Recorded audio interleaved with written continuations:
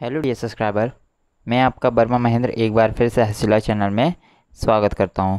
जैसा कि हम लोग देख चुके हैं पिछले वीडियो में कि हमने पार्ट 3 प्राचीन ग्रंथ और नगर के बारे में हमने पढ़ा था, या तो प्राचीन नगर और ग्रंथ के बारे में हमने पढ़ा था, जिसमें हमने प्राचीन नगर देखे थे और ग्रंथ देखे थे।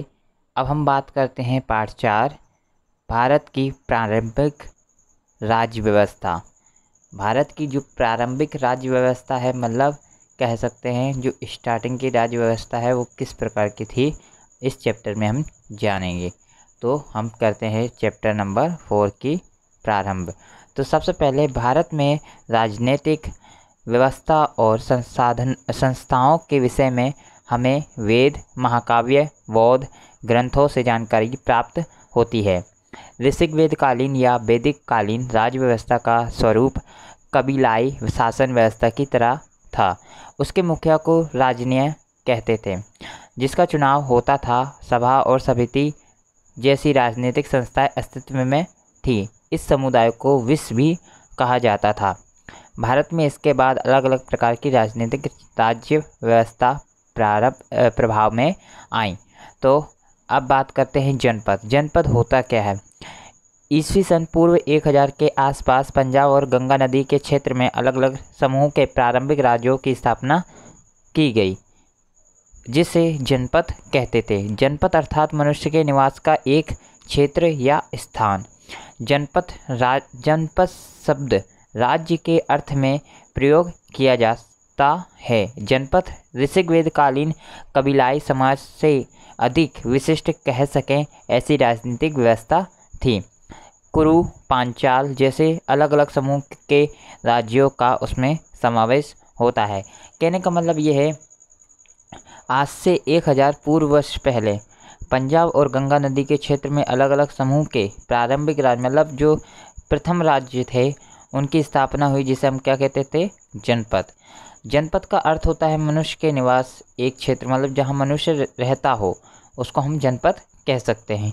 जनपद शब्द राज्य के अर्थ में प्रयोग किया जाता है, तो बस वही है। और जनपद जो है हमारा ऋषिक जो कि ऋषिक कालीन है, वहाँ से लिया गया है। ठीक है, अब बात करते हैं महाजनपद क्या होता है। महाजनपद है ईस्वी सन पूर्व 6वीं शताब्दी के आसपास भारत में 16 जैसे महाजनपद थे। इन महाजनपदों के कई गणराज्य थे, जो कई राजाशाही प्रकार के राज्य थे। इन महाजनपदों के नीचे दी गई सारणी में दिखाया गया है। जैसे कि आप लोगों को सारणी दिख रही है, वो हमारे कुछ महाजनपद, उनकी राजधानी और वर्तमान स्थान हैं, जो कि आप लोग देख सकते हैं। सबसे पहले हमारा अंग दिया है, जो कि पहले महाजनपद था। अब चंपा नदी उसकी राजधानी है, और अब हम इसे पूर्व बिहार के नाम से जानते हैं। फिर दूसरा है बच्ची। बच्ची को वैशाली राजधानी है, जिसको हम उत्तर बिहार कहते हैं। तीसरा है मल कुशीनारा, जिसको गोरखपुर के पास वाला क्षेत्र, मतलब उत्तर प्रदेश कहते हैं। काशी चौथा नंबर। वाराणसी, जो कि वाराणसी उत्तर प्रदेश में है। पांचवा मगध, मतलब गिरिब्रज राजगृह, जिसको दक्षिण बिहार कहते हैं। छठा कौशल यानी श्रावस्ती, अयोध्या अवध उत्तर प्रदेश। सातवां वत्स्य, कौशाम्बी प्रयागराज के आसपास के क्षेत्र उत्तर प्रदेश। चेदी, सुक्ति, मती यमुना और नर्मदा के मध्य वाले क्षेत्र मध्य भारत। पांचाल, अहिछत्र, कंपीपाल्य, बंदुआ बरेली के आसपास का क्षेत्र उत्तर प्रदेश। सुरसैन, मथुरा के आसपास का क्षेत्र, जिसको उत्तर प्रदेश में भी है। कुरु, इंद्रप्रस्थ, दिल्ली मेरठ के आसपास का क्षेत्र, जिसको हम दिल्ली और मेरठ के आसपास का क्षेत्र मानते हैं अभी के वर्तमान काल में।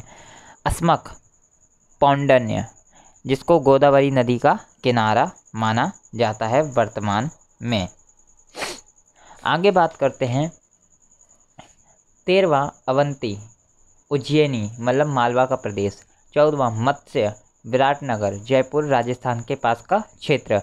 गांधार, तक्षशिला, पेशावर और रावलपिंडी के आसपास का क्षेत्र। फिर 16वां नंबर, जो कि है हमारा काम्बोज, जो कि लाजपुर नैऋत्य कश्मीर के पास वाला क्षेत्र है। अब जैसा कि आप लोगों को दिख रहा है स्क्रीन पे कि सबसे पहले स्क्रीन पे हमारे को एक नक्शा दिख रहा है। नक्शे के अंदर हमारे प्राचीन शहर हैं, जो कि काफ़ी महानदी भी हैं और काफ़ी हमारे राज्य भी हैं, जिनको अब हम किसी और राज्य के नाम से जानते हैं। जिसके हमने अपनी सारणी पढ़ी हुई है, उसी प्रकार के हमारे सारे राज्यों के नाम बताए गए हैं। ठीक है, अब बात करते हैं राजाशाही राज्य व्यवस्था। जिन राज्य अब बात करते हैं राजाशाही राज्य व्यवस्था। जिस राज्य तंत्र में राजा मुख्य होता है वह राजाशाही राजतंत्र कहलाता है। इस काल में महाजनपदों के मध्य सत्ता के लिए प्रतिस्पर्धा रहती है, जिसमें मुख्य 4 शक्तिशाली राजतंत्र मगध, कौशल, वत्स और अवंती के बीच स्पर्धा रहती है, जिसमें अंत में मगध शक्तिशाली राज्य के रूप में प्रसिद्ध हुआ। मगध क्या है, हम उसके बारे में जानेंगे। राजाशाही राजतंत्र में बुद्ध के समय में मगध राज्य शक्तिशाली महाजनपद बना। मगध के 3 शक्तिशाली वंशों ने शासन किया। पहला है जिसमें हर्यक वंश। इस वंश के स्थापक बिंबिसार नाम के राजा थे। मगध की राजधानी के रूप में राजगृह ग्रीव्रज थी, जो गंगा और सोन नदी के किनारे वाले भाग था। इसके बाद इसके पुत्र अजातशत्रु ने शासन किया। इन्होंने पाटलिपुत्र पटना को राजधानी बनाया तथा उन्होंने बज्जी संघ के साथ युद्ध करके लिच्छवियों को पराजित किया था और मगध राज्य का विस्तार किया था। अब बी नंबर जो कि सेकंड नाग वंश है। हर्यक वंश के बाद का वंश जो कि नाग वंश सत्ता में आया था, जिसमें शिशुनाग नाम के बौद्ध धर्म को मानने वाले राजा हुए। तीसरा है जो कि नागवंश के बाद वाला है नंदवंश। महापद्म नंद द्वारा नंदवंश सबसे शक्तिशाली वंश था। महापद्म नंद भारत का सर्वप्रथम साम्राज्य निर्माता माना जाता है। उसके काल में मगध भारत का सबसे शक्तिशाली राज्य बन गया था। सिकंदर के भारत पर आक्रमण के समय मगध पर नंदवंश का धननंद नाम का राजा शासन करता था। आप लोग सिकंदर को काफ़ी अच्छी तरह से जानते हो, जो कि भारत पर जिसने आक्रमण किया था, जो कि तब उस टाइम के राजा जो थे वो नंद वंश का धननंद नाम का राजा शासन करता था। अब बात करते हैं गणराज्य की। गणराज्य अर्थात क्या होता है? तो गणराज्य अर्थात लोगों द्वारा प्रत्यक्ष या परोक्ष प्रणाली से चुने गए शासक द्वारा शासित राज्य। गणराज्य प्राचीन राज्य व्यवस्था और तथा शासन प्रणाली का उल्लेखनीय लक्षण तथा गण का सामान्य अर्थ होता है समूह। एक से अधिक सदस्य संख्या की सहायता से चलने वाले राज्य को गणराज्य कहा जाता है। इस समय कई ऐसे राज्य भी थे जिसमें राजा का चयन प्रजा करती थी। ऐसे राज्य को हम गणराज्य कहते थे। कहने का मतलब ये है कि हम अगर गणराज्य कहें तो किसको कहेंगे? तो ऐसा समय जिसमें राजा का चयन प्रजा करती है तो हम उसे गणराज्य कह सकते हैं। जिसमें वैशाली के लिच्छवी, कपिलवस्तु के शाक्य, मिथिला के विदेह, कुशीनारा के मल्ल इत्यादि प्रजा के गणराज्य थे। इस प्रकार की राज्य व्यवस्था में प्रत्येक सदस्य को राजा का दर्जा दिया जाता था। अब बात करते हैं वैशाली बज्जी राज्य सत्ता वाले महाराज आसपास के क्षेत्रों को अपने सत्ता में लेकर साम्राज्य स्थापना की महत्वाकांक्षा रखते थे। यह देखकर लिच्छवी, वक्शी, ज्ञातुक, विदेह, शाक्य, मल्ल इत्यादि 8 या 9 जाति के लोगों ने अपनी रक्षा के लिए जिस संघ राज्य की स्थापना की उसे बज्जी संघ नाम से जानते हैं। इस संघ राज्य का प्रमुख स्थान लिच्छवियों की राजधानी वैशाली थी, इसलिए उसे वैशाली के बज्जी संघ का गणराज्य कहा जाता था। गणराज्य के राज्य प्रशासन का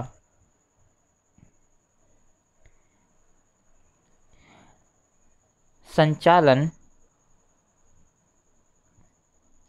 सभा द्वारा होता है, जिस कारण से उसे गणतंत्र कहा जाता है। गणराज्य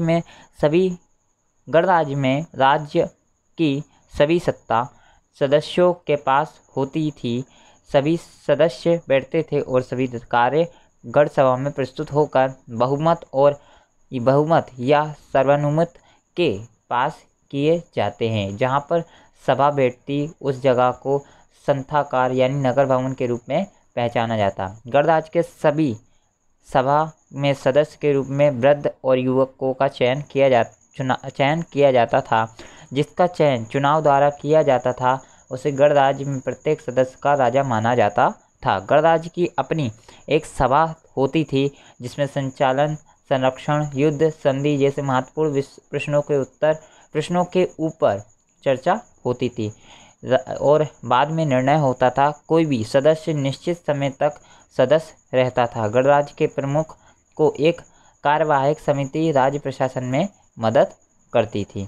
मतलब कहने का मतलब ये है, गणराज्य जो भी होता था वो जनता के द्वारा चुना जाता था। उसको एक टाइम दिया जाता था कि आप 5 साल के लिए हो या 3 साल के लिए हो, वो एक टाइम दिया जाता था। उसके बाद उसको हटाकर दूसरे को बैठाया जाता था, या तो वो खुद बैठ सकता था अगर चुनाव में जीत जाता था तो। गणराज्य समय का समाज, जीवन और राज्य व्यवस्था। पुरातत्वविदों के मतानुसार इस समय के लोग साधारण घर में रहते थे, पशुपालन प्रवृत्ति से जुड़े थे।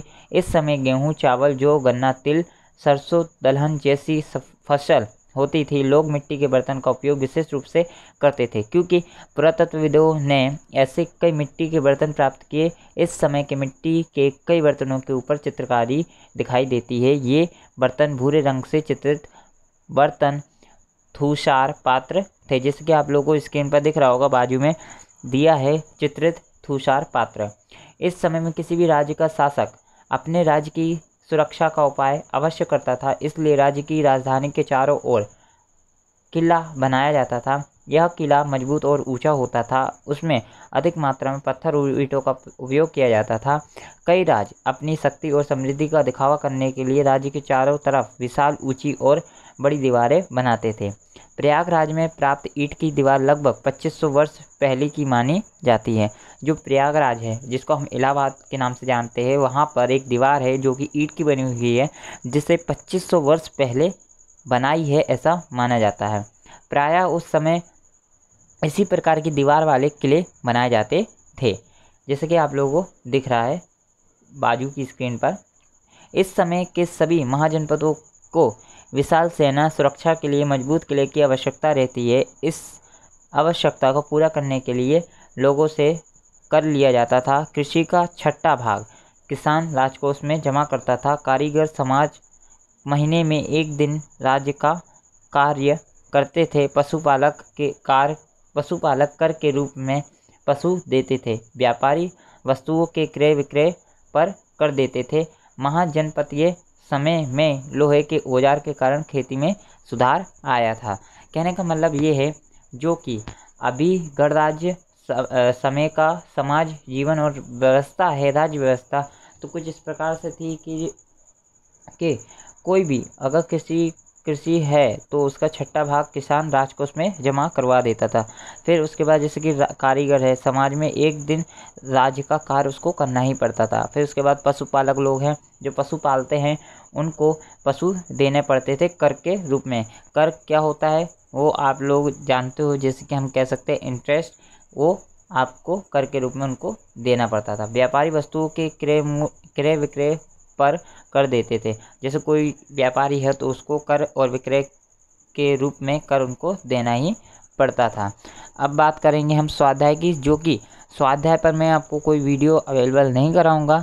आपको डिस्क्रिप्शन में एक लिंक दी जाएगी जिसमें स्वाध्याय के सारे आपको प्रश्नों के उत्तर आपको दे दी जाएंगे एक फाइल के रूप में। आपको वहां से डाउनलोड कर लेनी है और आपको कॉपी में लिख देना है। तो आपको वीडियो कैसा लगा प्लीज़ कमेंट सेक्शन में ज़रूर बताएं। अगर आपको वीडियो अच्छा लगा हो तो लाइक कीजिए और चैनल को सब्सक्राइब कीजिए। अगर आप ऐसी वीडियो चाहते हैं तो बने रहिए मेरे चैनल के साथ।